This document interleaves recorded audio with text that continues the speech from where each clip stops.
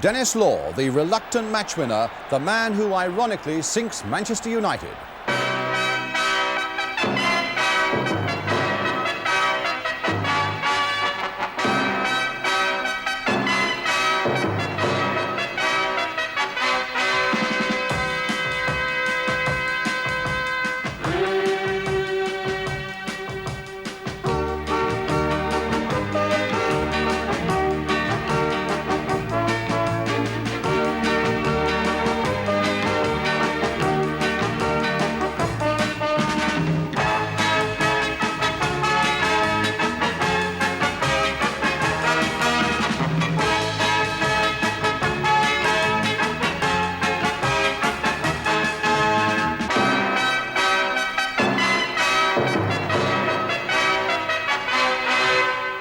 And a warm welcome again to the big match. And so the Football League season, or at least the last full Saturday of it, ends on another high and controversial note. The sadness of seeing a club like Manchester United relegated to the second division is more than matched by the shame brought upon them by a section of their fans yesterday with that mindless invasion of the pitch that caused the match against Manchester City to be abandoned just before the end. You can see those scenes again today, and indeed how Birmingham City made sure of first division survival in their match against Norwich.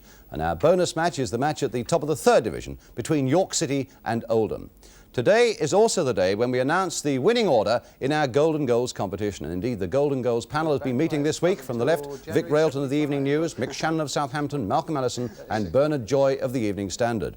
Our winning viewer will be here. So too will be the man who scored our winner of 1974. We shall also be talking to the new Footballer of the Year, Ian Callaghan. And we make the draw for the London Five-a-Side Championship, which is to be played at Wembley on Wednesday. A full programme indeed. But first, it's action. And for a start, it's Manchester United against Manchester City, and we join Gerald Sinstadt at Old Trafford. A tense and emotional welcome for Manchester United, who have just taken the field, knowing that a 36-year unbroken run in the First Division could be coming to an end after 90 minutes of the 90th Manchester derby. An emotional afternoon, certainly, and one can only speculate at the thoughts in the minds of the players. Men like Alex Stepney, the only survivor of the 1968 European Cup winners team. Willie Morgan, the 9th Manchester derby for him today, and only once on the winning side. Lou Macari, brought down from Scotland for £200,000 to help shape the new United. Brian Greenough, who's had to grow up as a footballer in a side haunted by its past. And what can be the thoughts today of Dennis Law, the erstwhile king of the Stretford end, one of the few men to have played on both sides of this game, now returning for probably his last competitive match at Old Trafford, where he knew so many glories and so many triumphs, and maybe now to make a contribution towards his old team's relegation. Well, let's take a check on the two lineups. Manchester United, unchanged. Tommy Docherty has faith in the side, beaten at Goodison Park on Tuesday, the setback which has made life so difficult for them today. Mick Martin, the substitute. And Manchester City, they too are unchanged for their last game of the season. Rodney Marsh, who's had a cartilage operation, might have been in this game, but he turned an ankle over in training yesterday, and so the question never arose. Willie Morgan and Dennis Law, two Scots, the skippers, both no doubt aware that one of the minor issues, though not so minor for those involved this afternoon, is that Willie Orman, the Scottish team manager, is in the stand. 8 Scottish internationals in this match for Scythe, Holton, Buchan, Morgan, Macari and McCalliog for United, and Donachie and Law for City. 62,000 people in the ground, making the total at all matches here at Old Trafford this season more than 1 million. The support of the faithful, unshakable. And our referee is Mr. David Smith from Stonehouse in Gloucestershire. It'll be Manchester City to kick off, the Blues against the Reds. The Blues attacking the goal to our left. And of course, it's results in other matches which are important in United's bid to stay in the First Division. But what is certain is that if they don't win here, the results of those matches will have no bearing at all. United, with one game to play after this, that's at Stoke, must win, even if the other clubs are to help them. Dennis Law, and Holton going in hard on him.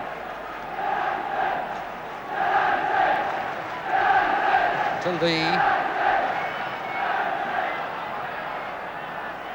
Bell. And Doyle. Barrett. Stewart flicking it. Holton, and back to Stepney.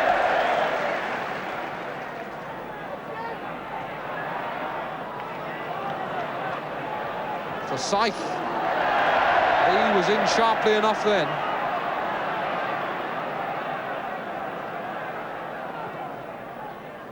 And Bell then. Summerby, tackled by McCallion.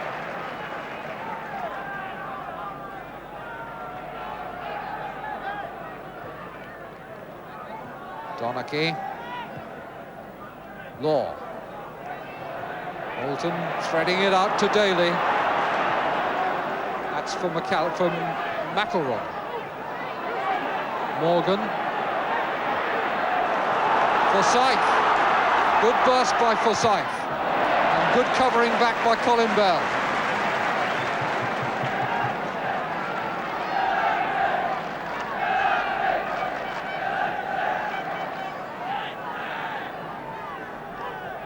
Booth there before McElroy, but at the expense of a corner.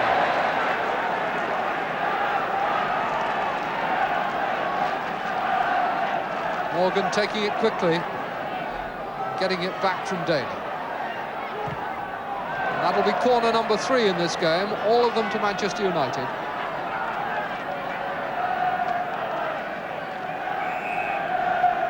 And this time Morgan to take the deep one. Holton was there, didn't make contact. That's McCalliog's header, and off the line by Donachie. Turned in again by Houston. Anybody's. Hooked away by Lee. But that was a beautiful cross and a good header from McCalliog. Manchester City saved by Willie Donachie. It's a free kick now for a foul, given to Manchester United. And suddenly the game has warmth and passion. Plenty of men to aim at, not least Jim Holton. Got ahead to it, but couldn't do anything. Doyle.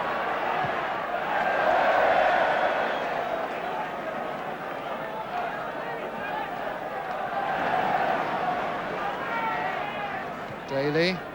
Oh, he's made some room now. Good header! Sammy McElroy disappointed. Made good contact, but the angle was difficult. Bell, Barrett. Summerby to Stewart. For Oakes. Well might the crowd ooh. That shot was as close as most that City have had. Ball went out.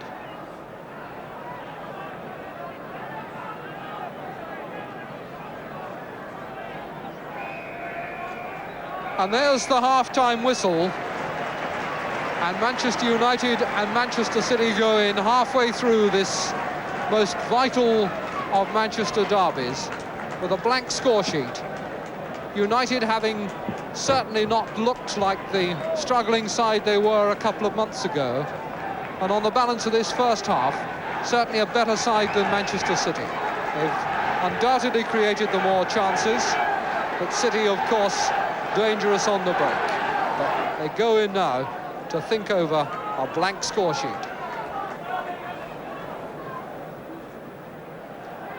Nil-nil at Old Trafford, but with Birmingham, Southampton and West Ham all leading at half-time, Manchester United will have no illusions about the task ahead of them in these last 45 minutes.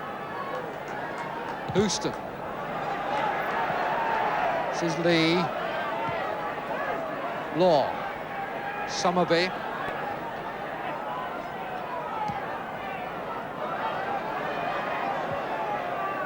Oakes. Stewart. Out to Donachie.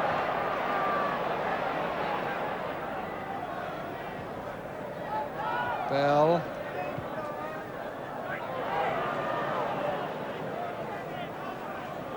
Oakes. It's a United ball.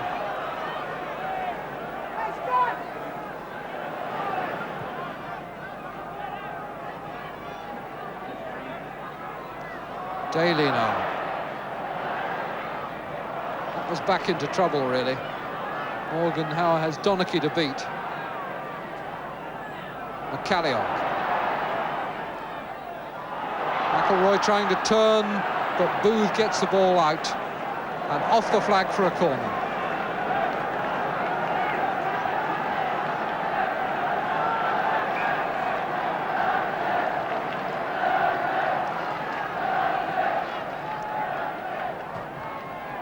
Holton under this yet again. And off the line by Barrett. The shot was Daly's, I think.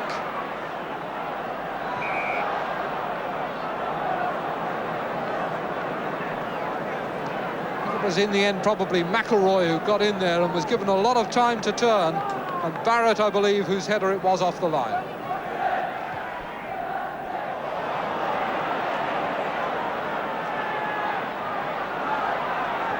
McCalliog, and now McElroy. McCalliog again. Forsyth.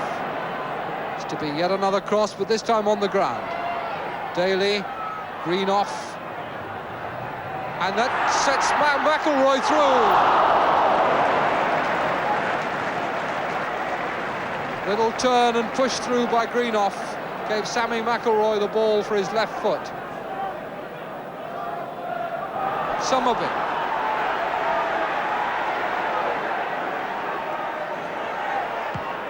Across field, a beautiful ball for Stewart. Can he make it tell? Pulled across for Lee and he couldn't reach it.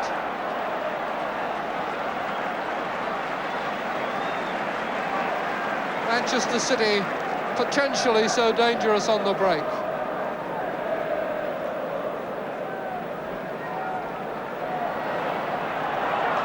Colin Barrett from Manchester City. Their corner.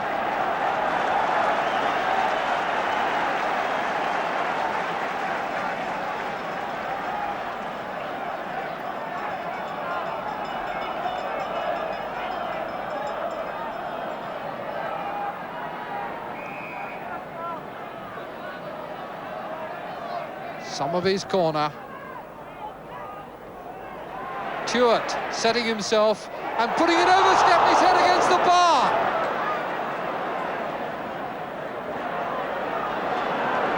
Well, that was the biggest let-off for United so far.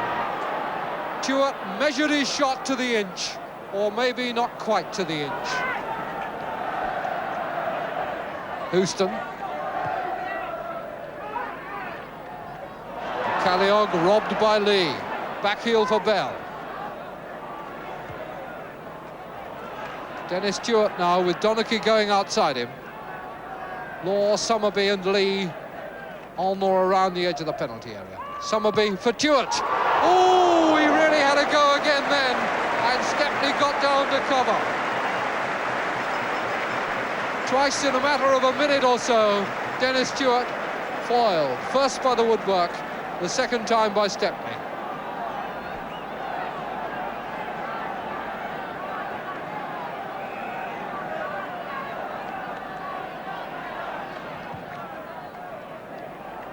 Good catch by the Manchester United goalkeeper.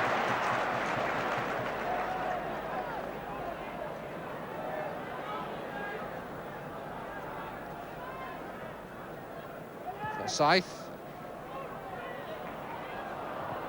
Donachie's clearance too strong and too high for Lee. Forsyth for United. To Buchan, with Law coming to make him hurry. Morgan.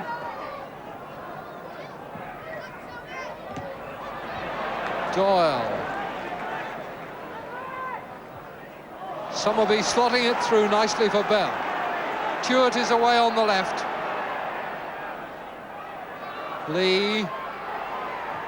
Pulled across for Law! Dennis has done it!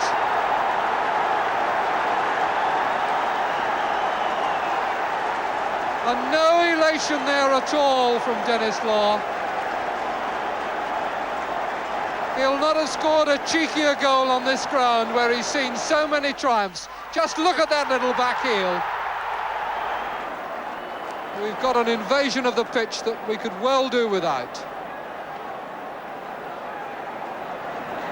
The referee is wanting to take the players off.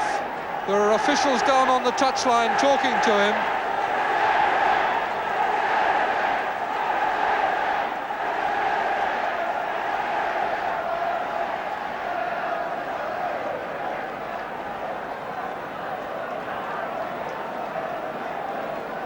And the pitch rapidly clearing. Tommy Docherty and Tony Book in conversation down on the line.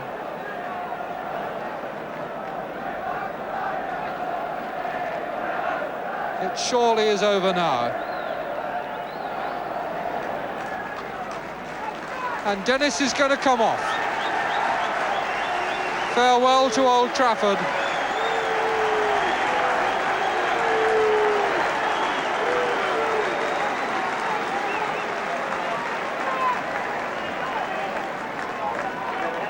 And Dennis leaves the scene, almost certainly for the last time at Old Trafford. The substitute on is Phil Henson, 21 years old, playing for the first time in league football. Henson.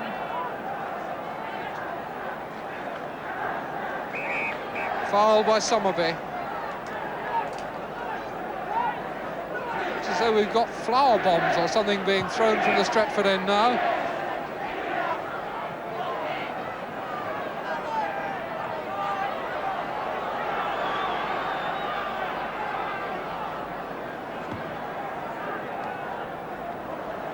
It's smoke of some kind coming from behind that goal. Police are there in numbers. Play going on. And about 5 minutes to go, because I guess the referee will add something on for the pitch invasion. Houston. Back to him.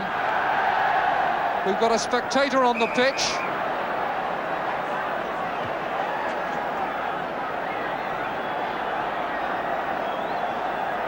Well, this is not a very happy day for Manchester, whichever side of the fence you sit on. And one could do with Manchester supporters not to let down the name of the city. We've got two more on the pitch, one at each end. Martin Buchan leading one away. Still smoke eddying out from behind the goal as play restarts. Difficult for the players to keep concentration in circumstances like this.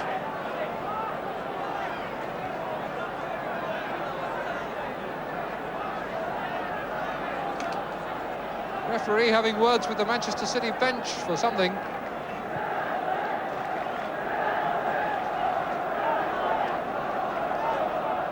Barrett to Lee, Holton holding him off and getting the ball back to Stepney.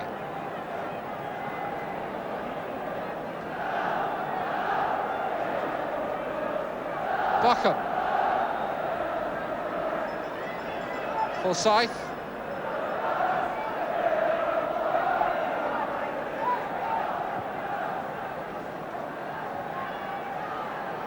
Booth. Booth coming away with the ball. And we've now got fans on the field again, spilling over from the corner on my right. And I suspect that we shall see the referee calling the players off. Yes, he's taking them off. We have, in fact, had 45 minutes in this game, and I don't see him bringing them back on. So that, presumably, is the end of the game. And apart from 90 minutes at Stoke on Monday, the end of Manchester United's 36 years unbroken run in the First Division. Sent there by the last kick that Dennis Law is likely to take on this field. And the end of a sad, sad season for Manchester United.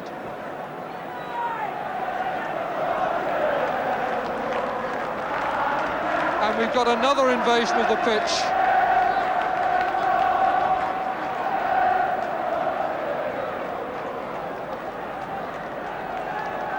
And the season at Old Trafford, not so much ending as disintegrating.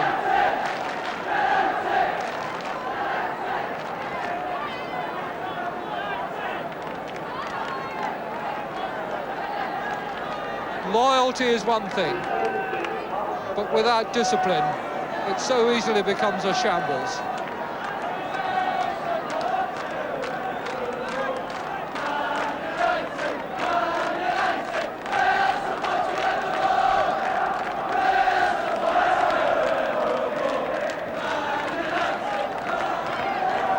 And now a police cordon marches on, and the rabble retreat.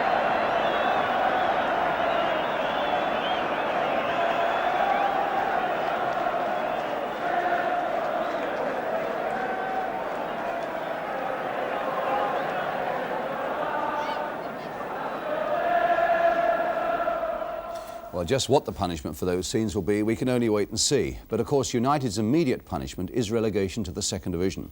And Gerald Sinstadt asked the Manchester United manager, Tommy Docherty, for his reaction to that. Obviously very difficult. They're a very young side. Even the older players are obviously very upset. I myself, I'm very upset. I'm upset for the players because they've given so much. I'm upset for the directors and the supporters because I feel very ashamed and very embarrassed to be in this position. There is no doubt about it in my mind that everyone that plays against Manchester United, they play twice as hard and run twice as fast. And they all like to beat us and they all like to bring us down. And this is a difficult thing to overcome. How could Everton beat us, then beat Southampton 3-0? It's just not on. And this is the type of thing that happens. And I feel very sorry for them because they've given so much. And no manager could have asked for more than I've got from these fellas. What did you say to them when they came in? Well, I couldn't speak for a change. You know, it's very, as you say, it's very embarrassing. In as much as what can you say? You know, we've been lifting them all season and they've responded magnificently. And it's very difficult. Young players don't realise probably the seriousness of it. What about your own fans, Tom? This tremendous loyalty and enthusiasm they have for you, and yet at times it embarrasses you when it gets out of hand like today. They never embarrass me. They're great supporters. And today's incident, I was here last year and Mr. Olive said to me, be prepared at the end of the game, Tom. They come running on the pitch, picked up pieces of grass and they probably thought it was time up today and they ran onto the pitch. It wasn't the right thing to do. I'm not saying it was. It was unfortunate. There was some injury time, I believe, which, you know, I was a bit surprised. But I'm not the timekeeper. The referee was in a very difficult I certainly position. thought there were a few minutes to go. Yes, the referee had a very difficult job to do, and so did the chief of police. And this is what I feel. It's very, very difficult. And since the Nottingham Forest match, of course, this is the second or third time it's happened. And unless something's done, of course, it's going to happen a lot more. A couple of points I think that need to be made after Tommy Docherty has said that the fans may have thought that the final whistle had gone. If this were the case, surely when Sir Matt Busby appealed to them to leave the pitch, as he did, that they would have done so, particularly in the face of such a strong force of policemen. And secondly, after all, what was there for the United fans to go onto the pitch to celebrate in any case? Now, I believe the solution is clearer than ever, that fans at bigger games like this have simply got to be fenced in. We said it on this programme after the Newcastle affair. We'd repeat it again now. After all, it happens in Holland, it happens in Germany, it happens in Italy, it happens right through South America. And please don't say to me, that's all very well for those volatile foreigners, but not for us. After this season, I don't think we can ever say that again. We take a break now. After it, we're going to show you how Birmingham survived. Who has won the Golden Goals? Meet the man who did it and the new Footballer of the Year, Ian Callaghan. Watch us make the draw for the London Five-a-Side Championships at Wembley this Wednesday. That comes up after the break.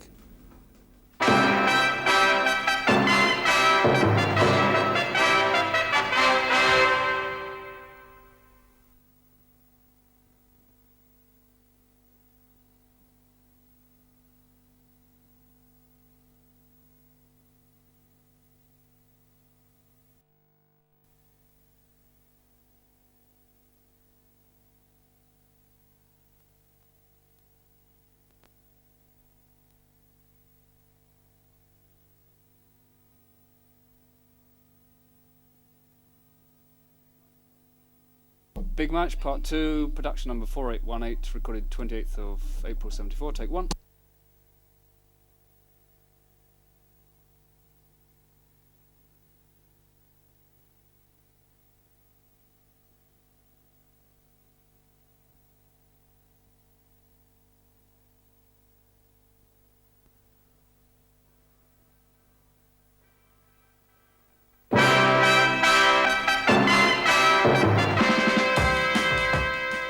And welcome back. More action now as we pick up perhaps the most crucial game of the weekend, the game that decided everything at the bottom of the First Division. Birmingham City needed to beat Norwich City to make sure of staying up themselves and send Manchester United and Southampton down.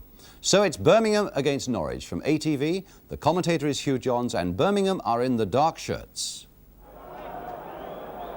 Gordon Taylor leaves the ball for Campbell. Hatton now. Campbell. Bad ball. Suggett has it. Grapes quickly for Boyer, and Grapes got it late then from Gary Pendry. And already the tensions that one expected to see in this game coming right up to the surface here. First bit of treatment required then. Trevor Francis, who got back on the goals trail again in these recent matches, and Birmingham are delighted about that. Suggett then is preparing to take this kick, though Butler, number 2, is there as well. Suggett's kick. That was a good try and a great goal! Well, that was a shock! Stringer, a surprise goal from Suggett's free kick. That's Steele. Boyer, Norwich still causing Birmingham an awful lot of trouble. Roberts as far as Taylor. Campbell. And again, Norwich tackling back quickly. Roberts for Pendry.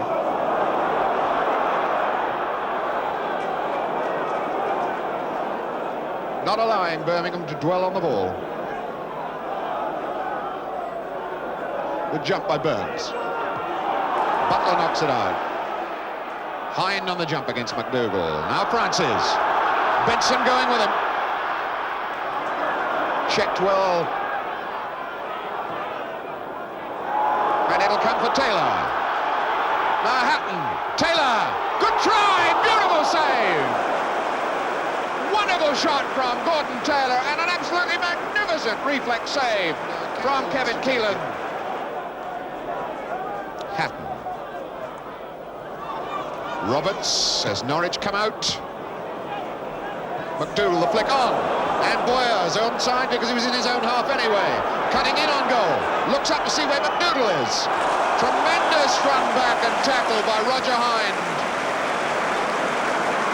Roger Hind, the hero then against that run of Boyer's.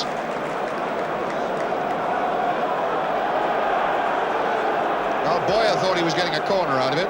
Latchford had come to get the ball, having been assured by the referee that it was in fact a goal kick.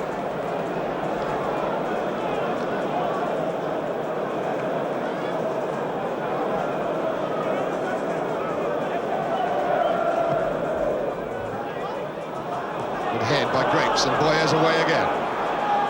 This time Roberts gets goal side of him. Pendry is there as well. That's McDougall! Ted McDougall very nearly sneaking one then on the near post. Boyer the man setting it up. Francis for Burns. Too strong. Aim for Kendall comes to Martin. Francis now. Benson backpedaling. Not a bad cross. Too close to the goalkeeper.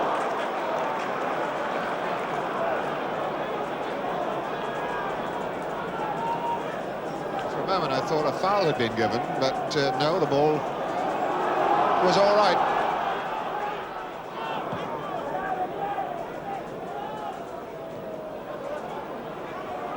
Roberts in hard. Hatton, square for Kendall. Burns, Kendall. That's Hatton going into the box. He was off balance. A great appeal for a penalty that Butler was pushing him. But not given. Goal kick. Very difficult to tell in that situation. Frankly, from up here, I thought that Hatton had, in fact, lost his balance slightly as he cut in on the ball, but the close attentions of Butler had certainly put Hatton off.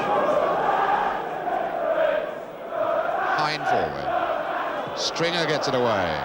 Roberts. Now Burns. Clearance only goes as far as Kendall. Hatton stretched wide on the left. Trying the shot.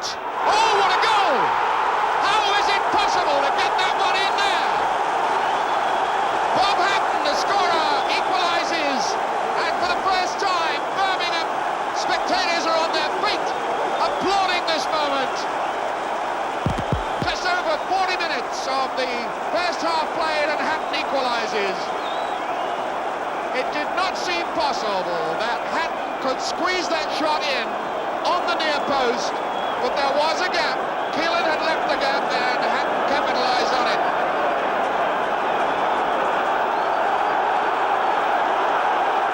And now the sound roars round this St Andrew's ground. Now the tension has been relieved a little. Campbell following this attack in. Hatton. The cross ball. Burns is under it. And in fact, Burns was truly under it. He didn't get over it. But he jumped well, and it was noticeable at that time Keelan stayed on his line.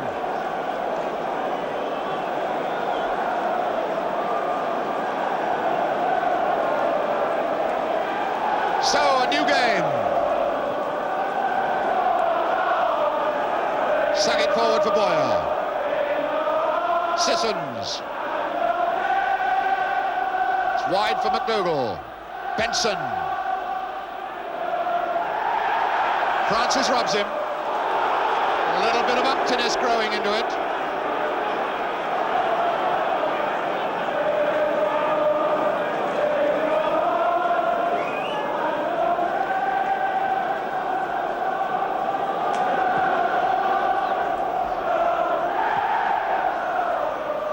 Hine whacking it forward for Birmingham. Hatton's there. Forbes gets it away, only as far as Burns.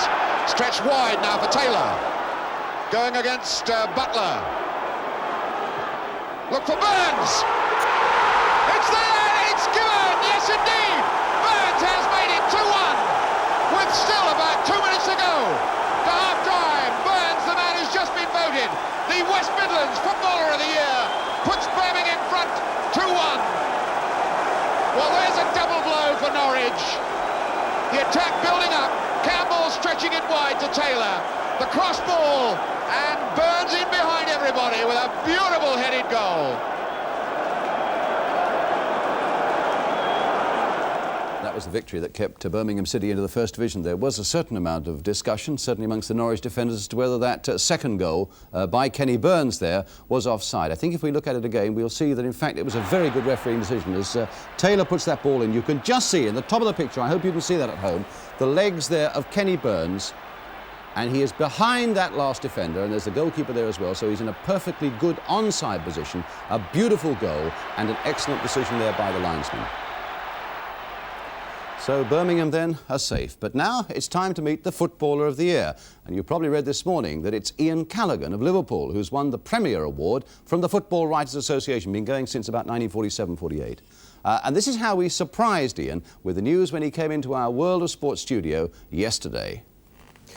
Ian Callaghan, welcome again to the World of Sport studio. You think you're here to do an on-the-ball interview, but in fact we've got a very pleasant surprise for you, which will come to you from Mike Langley, who is chairman of the Football Writers Association. Here's Mike. Ian Callaghan, you are the Footballer of the Year. Oh, gee, thank you very much. And you can't take this away now, Ian, but it's what I'm going to present you with on Thursday night at the Bloomsbury Centre. You'll be the first, fantastic. Not only the first Liverpool player, but I think one of the very few who's played such a long career, 652 games without a booking, never been sent off, and completely in the precept of the original award. Someone who set a wonderful example off the field, and I think everyone is very, very pleased for you. Oh, Ian. fantastic, So yes. if you'd lovely. like to show that perhaps to the viewers. And There you are. But Mike, I know, is going to get off to a game, so you've got to give that back to Mike. Thank you. I'll see you on Thursday. Ian Callaghan, the Footballer of the Year. But our bonus match today is the vital one in the third division, where York City needed 1 point from their home game against Oldham to win promotion to the second division, with Oldham and Bristol Rovers. York City here are in the white shorts. The pictures come from Yorkshire Television, and Keith Macklin is the commentator. Despite having to face this pretty powerful breeze, are continuing to attack.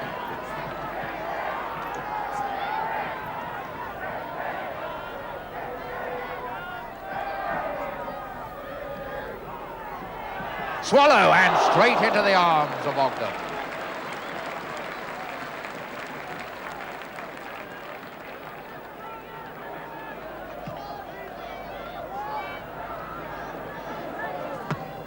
Burrows, back goes Edwards. Seal to cover the goalkeeper. Edwards has to turn. Jones.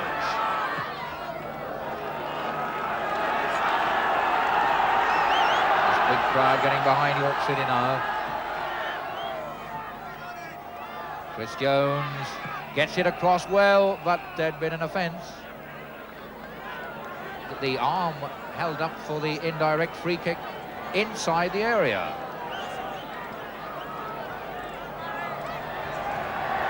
Mr. Bosey is standing a foot or so inside the area with his arm raised for the indirect free kick.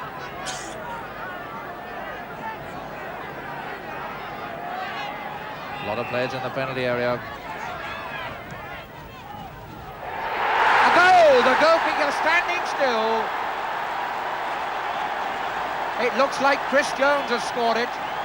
That looks like Chris Jones' 20th goal of the season. It is indeed.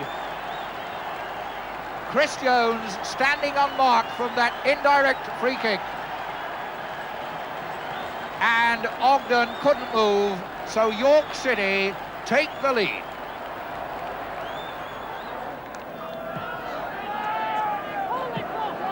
Coming to Butler, Woodward. Bit of elbowing, free kick to Oldham Athletic.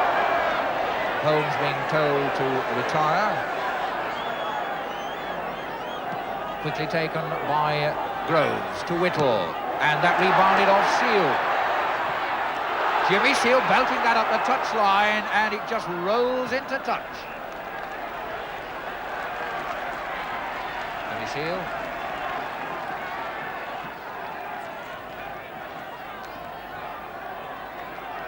Whittle the throw to Robbins. Edwards. Clipped up for Jones. More pushing, more barging, more elbowing. Burrows penalised. A free kick outside the area. It was a free kick that brought York City's goal. Now Oldham Athletic look for an equaliser. A most thrilling second half we're having at Bootham.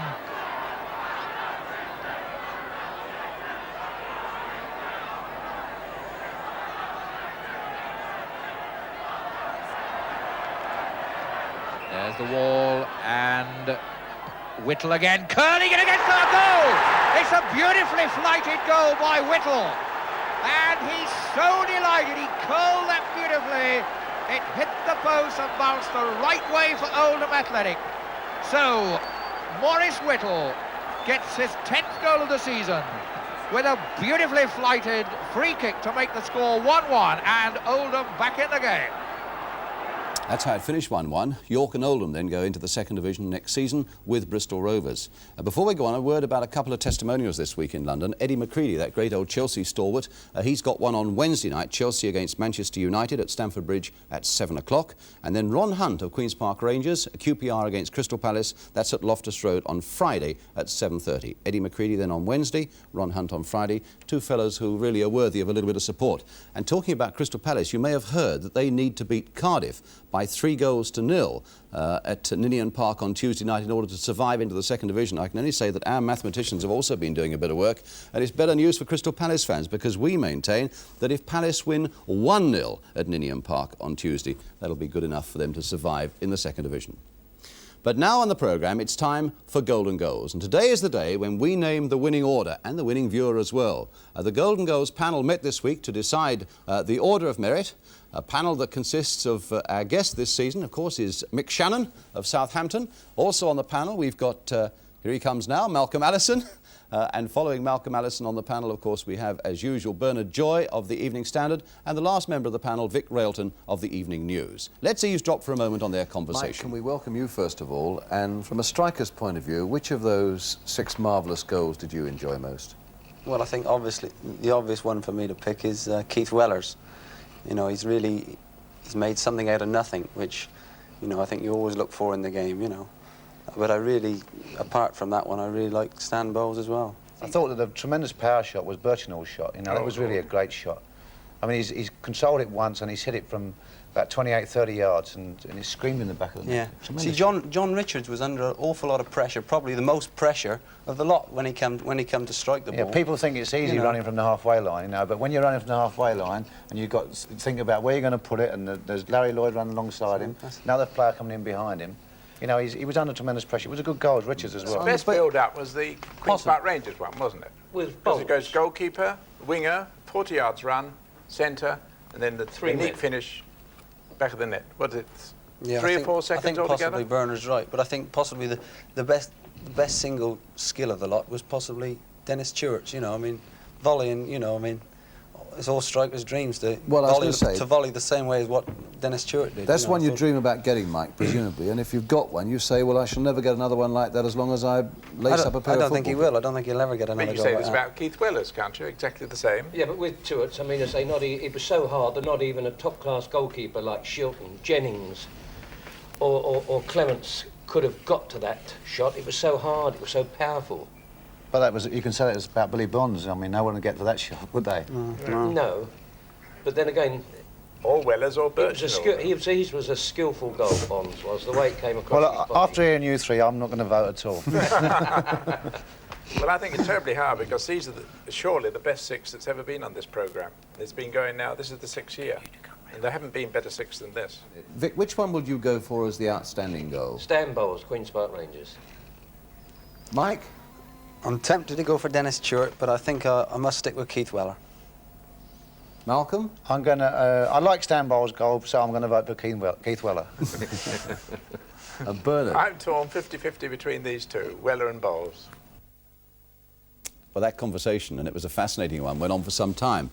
But eventually the panel came up with this order of merit. What I'll do is I'll give it to you as we normally do, in reverse order, from 6th best down to the winner. The 6th best goal was goal F, scored by Billy Bonds for West Ham United against Coventry City at Upton Park.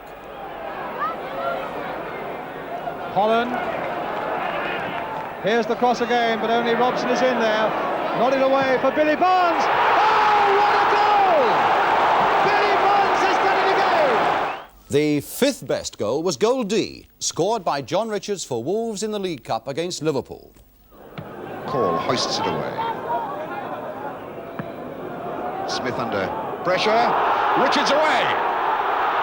Being chased by Lloyd. He got his shot in and a beautiful goal. What a spectacular goal. The 4th best goal was goal B. That was Alan Birchinall's for Leicester against Leeds United. The head tennis stops. Weller. Beautifully done, Weller. Stringfellow trying to knock it back to one of his own men. He wasn't there. Stringfellow gets another bite. Chance on for Birchinall. A whack one, and it's a beautiful goal!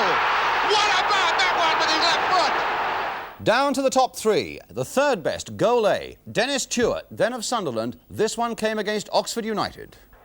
So it'll be another free kick to Sunderland, with a chance for Kerr to play the short one to Malone, and now for Kerr to cross one into that Oxford penalty area. Oh, and a magnificent goal! What a tremendous goal by Dennis Stewart! Well, that is a goal of the season. The 2nd best goal, it's goal C. It went to Stan Bowles of Queen's Park Rangers in the game against Wolves at Molineux. Leaving it for Daly. A good head. Sunderland was the boy. Got on the end of it. And Thomas absolutely streaking out for Rangers. Over the side is Bowles. Has he seen him? He has. He can't miss it, surely. He didn't.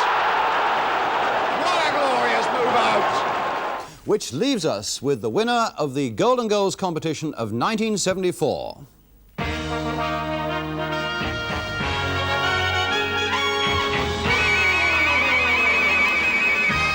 So, the big match's top goal of the season, scored by Keith Weller of Leicester City in the Cup against Luton. Whitworth to Weller. Lovely close control there by Weller. Still with Weller. Oh, and what a fantastic goal! And here's the man who scored it. Good to see it again, Keith. Very good, Brian, yeah. I think before we talk to Keith, we ought just to remind ourselves of the winning order of the Golden Goals, and here it is. The winner, Keith Weller. Second, Stan Bowles. Third, Dennis Tuart. Fourth, Alan Birchinall. Fifth, John Richards. And sixth, Billy Bonds. 6 really tremendous goals there, and an enormous response, as usual, from you, the viewers of the big match. The winning entry eventually came from Mr. George Zeleny. Here it is, the actual entry that he sent in to us. And Mr. George Zeleny is, in fact, in here in the studio. Welcome to you, George, as well. Maybe we thought it would be a nice idea for you, a viewer, to present our Golden Goals trophy to the man who scored it, Keith Weller. Okay, thanks, George. Congratulations. It was a tremendous goal and fully deserves that trophy. Thanks very much indeed. Thanks. Is that the best you've scored, Keith? I remember you came in after the after you'd scored it and hinted as much. You've not certainly scored one that's better than that this season. No, I don't. Not one that I've got so much pleasure out of scoring. You know, because it had the beating of the players and finishing off with the shot. You know, I mean, the other goals, all the goals were great goals, but we thought Birch's was going to win it up until I got that one, and then it was, you know. And it's interesting that the professional strikers have all said, yes, that's the one. Mick Shannon, you heard there, said it. Martin Chivers, who couldn't come to our Golden Goals party today, said, I'm sorry I can't come, but please tell Keith that's the one goal that I would love to have scored. So, you know, it's the pros' goal. He didn't get a bad goal against us yesterday, actually. So, no, it was, you know, it's one of those games and one of those goals that they either go over the bar or they go in the net, Brian, you know, and fortunately it went in. George, you, why did you choose Keith's? Well, I like to see a goal with lots of control, and I think he controlled it all the way and then hit it into the top corner beautifully. You know, you couldn't get a better goal, really. As we can see on the caption, you come from Hemel Hempstead, but I gather you're a Crystal Palace fan. Yes, that's right, yes. Tell us how that happens. Well, before Christmas, we lived in South London, in West Norwood, and the ground is only 10 minutes away, so I always went down there. But I still go down there. I've only missed 2 games this season. That's the right sort of support. You're a games master at Hemel Hempstead, eh? No, I help with the games, sir. I get the worst job, refereeing. Yeah? Is there very much dissent at that level, do you find, amongst the youngsters? Not really, no. The kids at that age don't do very many fouls, so it's usually a very open game and not very difficult to referee. Do they know you're here today? Yes, they do, yes. How do they know that? The headmaster told them in assembly yesterday. He got rid of me and told the kids, and when I came back, I was asked for so many autographs. I know what Keith feels like now. You were saying a bit earlier, Keith, that's about the only thing Leicester City have won this season. Yeah, unfortunately, Brian, we seemed to shot our bolt, you know, right when it counted. We got to the semi-finals and got beat by Liverpool. And we thought we were, you know, certs to go into Europe, but so unfortunately we've not played too well the last 2 months and the results have gone against us, so we're out of that as well. So. What's been the cause of that, do you think? I mean, you've played such beautiful football for so long this season. What caused that little snap, do you reckon? Well, I think, you know, not being nasty, but Frank and Stevie wasn't putting the ball in the back of the net as often as they were early on, and it, you know, it helped us out tremendously in the midfield and at the back because they were scoring at will.